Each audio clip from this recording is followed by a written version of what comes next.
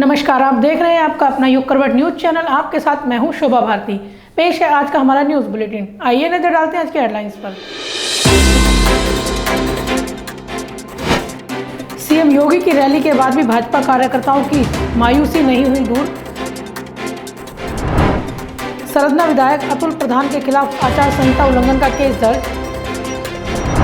और greater Noida expressway पर सड़क हादसा, बच्चे समेत 3 की मौत। गाजियाबाद और मेरठ समेत 4 जनपदों में मुख्यमंत्री योगी आदित्यनाथ ने जनसभा को संबोधित किया। सवाल यह है कि क्या मुख्यमंत्री की जनसभा के बाद मतदाताओं पर कोई असर हुआ है। गाजियाबाद में भाजपा के सामने रूठे और बागी के रूप में दोहरी समस्या खड़ी हुई है। शुक्रवार को मुख्यमंत्री योगी आदित्यनाथ ने 4 जनपदों में जनसभा को संबोधित किया। गाजियाबाद में कविनगर रामलीला मैदान में जनसभा की गई। जहां तक भाषण का सवाल है तो हापुड़ से गाजियाबाद तक उन्होंने परिवारवाद, तमंचावाद, अवसरवाद पर ही फोकस रखा। शहर की कानून व्यवस्था से लेकर प्रदेश में दंगे नहीं होने तक का श्रेय भी लिया, मगर जिन बातों को जनता सुनना चाहती थी उन पर कुछ नहीं कहा गया। अवस्थापना निधि पर कोई शब्द नहीं बोला गया। नगर निगम की ज़मीन पर जिन लोगों ने कब्जा कर रखा है उन पर कार्रवाई कब की जाएगी, इस बारे में भी बात नहीं हुई। अभी यह तय नहीं हो पा रहा है कि गाजियाबाद में इस जनसभा को सफल माना जाए या नहीं। सूत्रों के अनुसार कविनगर रामलीला मैदान में लगभग 5000 कुर्सियां लगाई गई थी, उनमें से भी अधिकतर खाली रहीं। कार्यकर्ताओं का वह उल्लास भी नहीं दिखा जो योगी की सभाओं में अक्सर देखा जाता है। लोग मान रहे हैं कि वार्डों में बागी उम्मीदवारों और टिकट वितरण में अनियमितताओं का असर समाप्त नहीं हो पा रहा है। भाजपा का वोटर अपनी नाराजगी दिखाने से पीछे नहीं हट रहा है। नेताओं और जनप्रतिनिधियों की आपसी खींचतान का भी कार्यकर्ताओं पर असर है। मुख्यमंत्री के मंच पर कोई किसी का नाम लेने को तैयार नहीं था तो कोई किसी को नाम लेने में हिचक रहा था। इसलिए सवाल उठ रहा है कि मुख्यमंत्री योगी आदित्यनाथ की जनसभा से मतदाताओं में क्या संदेश गया। क्या योगी की इस जनसभा के बाद गाजियाबाद में भाजपा की लहर आ गई है? क्या भाजपा वर्ष 2017 के अपने परिणाम को दोहरा पाएगी? क्यों योगी की सभा में अब की बार 80 पार का नारा सुनाई नहीं दिया? ब्यूरो रिपोर्ट, युग करवट। मेरठ में समाजवादी पार्टी की मुश्किलें बढ़ गई हैं। सपा की मेयर उम्मीदवार सीमा प्रधान के पति विधायक अतुल प्रधान ने कल जुलूस निकाला। जुलूस से सड़क पर जाम लग गया और वहां आतिशबाजी भी की गई। पुलिस ने विधायक अतुल प्रधान के खिलाफ रिपोर्ट दर्ज कर ली है। अतुल प्रधान का जन खिलाफ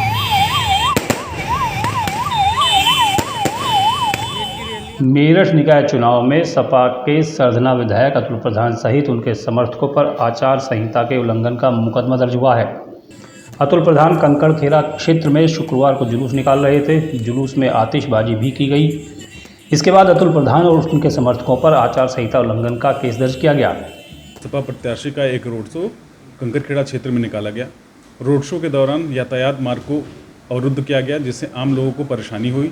इसके अलावा बीच सड़क पर आतिशबाजी की गई, जिससे खुले में आचार संहिता का उल्लंघन हुआ।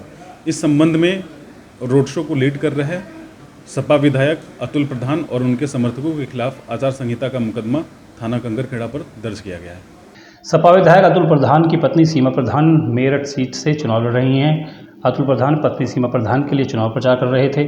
उन्होंने रोड शो किया। रोड शो में अतुल प्रधान ने ई रिक्शा पर चढ़कर जुलूस निकाला। जुलूस में आतिशबाजी की गई।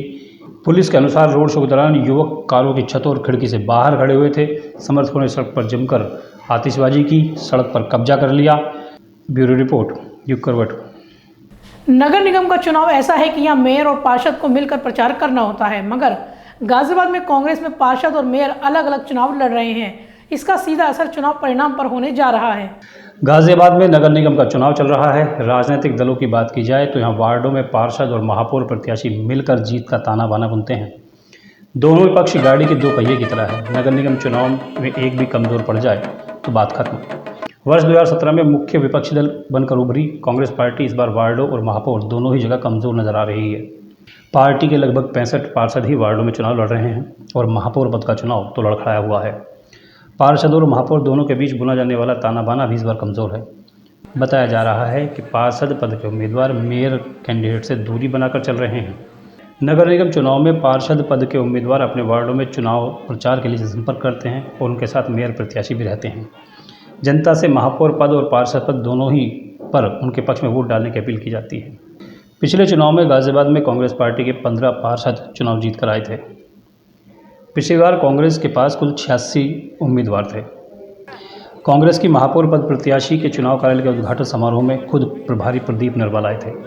उस दौरान बात उठी थी कि पार्षद पद पर चुनाव लड़ने वालों को महापौर कैंडिडेट की ओर से कुछ फंड उपलब्ध कराया जाना चाहिए।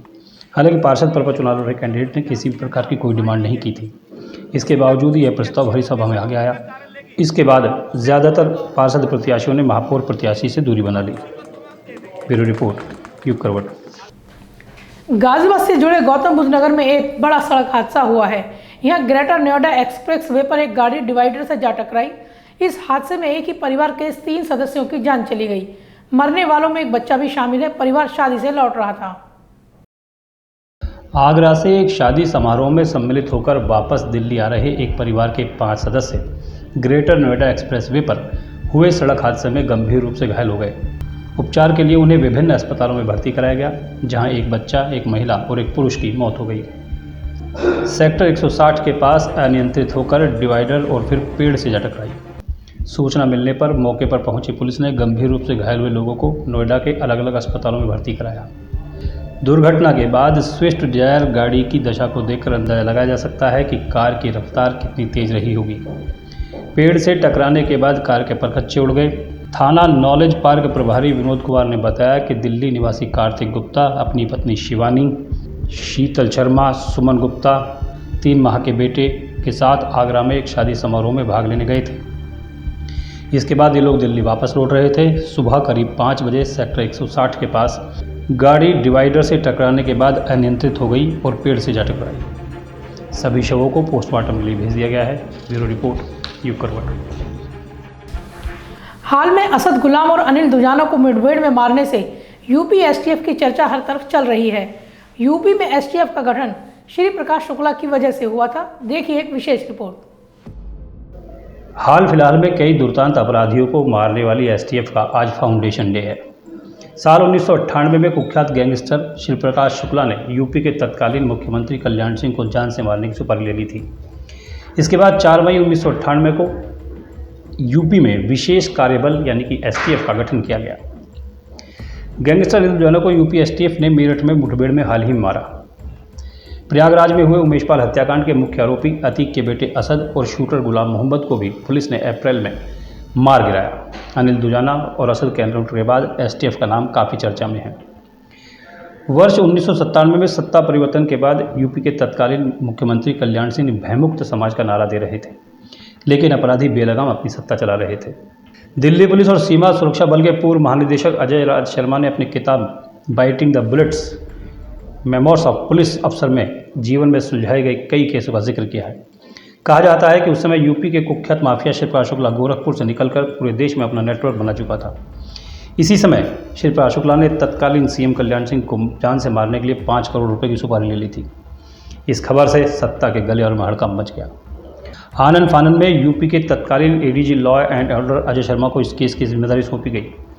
श्री प्रकाश शुक्ला के खात्मे के लिए 4 मई 1998 को एसटीएफ का गठन किया गया। इसके पहले प्रमुख अजय राज शर्मा बने। इस टीम में लखनऊ के तत्कालीन SSP Arun Kumar, SP city Satyendra Singh, CO Hazratganj Rajesh Pandey को शामिल किया गया। उस समय एसटीएफ की टीम ने 10 नई सफ़ेद रंग की टाटा सुमो कारों का ऑर्डर दिया। इन्हीं बिना नंबर प्लेट की गाड़ियों से एसटीएफ का काफिला शुरू हुआ, ताकि अपराधी विशेष कार्यकाली बल की गाड़ियों को आसानी से पहचान ही ना सके। प्रसार भारती के उस समय के मुख्य कार्यकारी अधिकारी राजीव रतन शाह ने पूर्व मुख्यमंत्री कल्याण सिंह को एसटीएफ के गठन का विचार दिया था, क्योंकि राजीव रतन शाह ने न्यूयॉर्क पुलिस डिपार्टमेंट का दौरा किया था और वहां की पुलिस की तर्ज पर एसटीएफ के गठन का विचार उत्पन्न हुआ। 22 सितंबर 1998 को एसटीएफ की टीम ने गाजियाबाद में श्री प्रकाश शुक्ला को मुठभेड़ में मार गिराया। 10 जुलाई 2020 को 8 पुलिस वालों की हत्या के मुख्य आरोपी विकास दुबे को भी एसटीएफ ने मारा। एसटीएफ ने ही अतीक अहमद के बेटे असद और उसके गुर्गों को मुठभेड़ में ढेर किया। स्पेशल टास्क फोर्स में उन उम्मीदवारों को ही भर्ती किया जाता है जो पहले से ही पुलिस में होते हैं। पुलिस कर्मियों के पूर्व रिकॉर्ड, शारीरिक क्षमता आदि को ध्यान में रखकर चयन की प्रक्रिया की जाती है। एसटीएफ के प्रमुख कार्य जो हैं वो है माफिया गिरोह के बारे में खुफिया जानकारी एकत्र करना और ऐसे माफियाओं के खिलाफ कार्रवाई करना, विघटनकारी तत्वों विशेष रूप से एजेंटों के खिलाफ कार्ययोजना तैयार करना और कार्रवाई करना शामिल है। जिला पुलिस के सहयोग से सूचीबद्ध गिरोह के खिलाफ कार्रवाई करना भी एसटीएफ का काम है। डकैतों के गिरोह विशेषकर अंतर जिला गिरोह के खिलाफ कार्रवाई करना भी एसटीएफ का काम है और संगठित अपराधियों के खिलाफ कार्रवाई करना भी एसटीएफ का प्रमुख काम है। ब्यूरो रिपोर्ट, युग करवट। नगर निगम चुनाव के पहले चरण में 50% से भी कम मतदान हुआ। प्रयागराज में तो मतदान 31% के आसपास रहा। इससे उत्तर प्रदेश चुनाव आयोग की चिंता बढ़ गई है। चुनाव आयोग ने इस संबंध में विस्तृत रिपोर्ट तलब की है। राज्य निर्वाचन आयोग नगरीय निकाय चुनाव के पहले चरण में कम मतदान से हैरान है।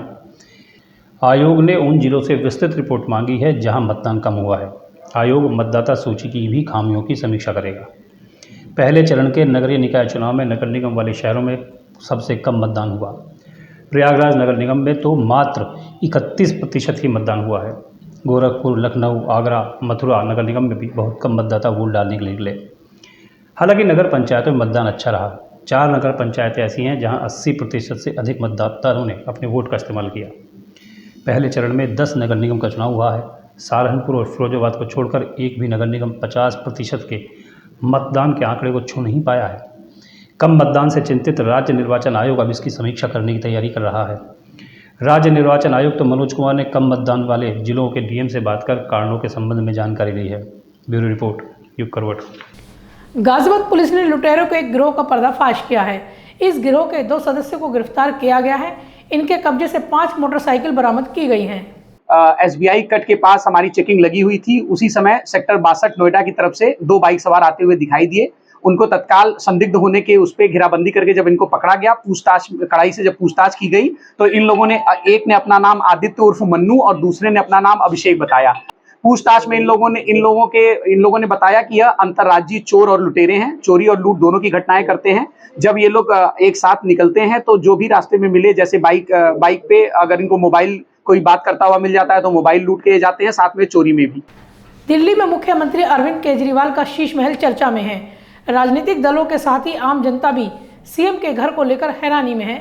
लोग इस बात पर केजरीवाल से नाराजगी जता रहे हैं। आम आदमी कभी नहीं था, इतनी बड़ी बड़ी उम्मीदें थी। बहुत चालाक इंसान है। जब 100 झूठे पैदा हुए तब ये बातें हुआ है। तो कहना बंगला नहीं लूंगा, गाड़ी नहीं लूंगा, मोटर नहीं लूंगा, मकान नहीं लूंगा, और सत्ता में आते उसने सब कुछ जो है धीरे धीरे लेना चालू कर दिया।